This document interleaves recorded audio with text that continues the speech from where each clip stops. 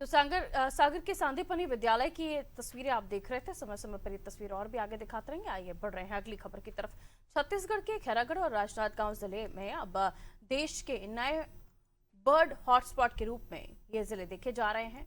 और 2019 से 2025 तक चले एक गहन अध्ययन में यहाँ पक्षियों के रिकॉर्ड 296 प्रजातियों का दस्तावेजीकरण किया गया है।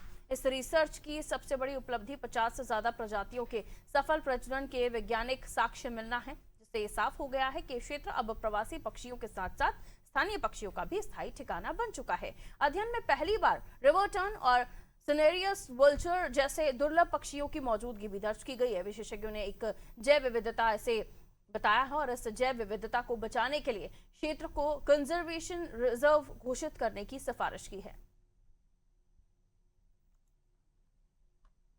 पाई जाती है तो बड़ा उत्साहित हो गए सारे लोग।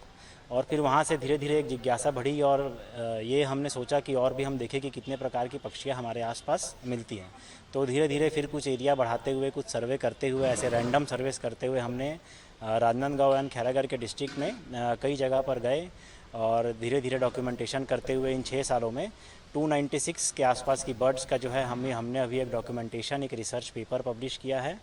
296 बर्ड्स जो है ये अपने आप में बहुत एक बड़ी चेकलिस्ट है, क्योंकि छत्तीसगढ़ की जब हम बात करते हैं तो 505 पक्षियों की प्रजाति टोटल है, तो जिसमें से 60% के ऊपर पक्षी की प्रजाति हमारे इन 2 जिलों को मिलाकर के मिल रही है। काल रेंज की तलहटी के आसपास पूरा एरिया अपना बसा हुआ है। खैरागढ़ और राजनांदगांव का जो विस्तार है उसमें बर्ड्स की बहुत अच्छी लोकल स्थानीय स्पीशीज़ भी पाई जाती हैं और माइग्रेटरी स्पीशीज़ भी पाई जाती हैं। पिछले 6 वर्षों में हमारे यहाँ के एक बहुत इम्पॉर्टेंट रिसर्चर हैं मिस्टर प्रतीक ठाकुर। उन्होंने 6 सालों के दौरान टोटल 850 घंटे लगाकर ऑब्जर्वेशंस किए हैं, जिसमें टोटल बर्ड्स की 296 स्पीशीज़ रिकॉर्ड की गई हैं। टोटल 77 फैमिलीज़ से हैं।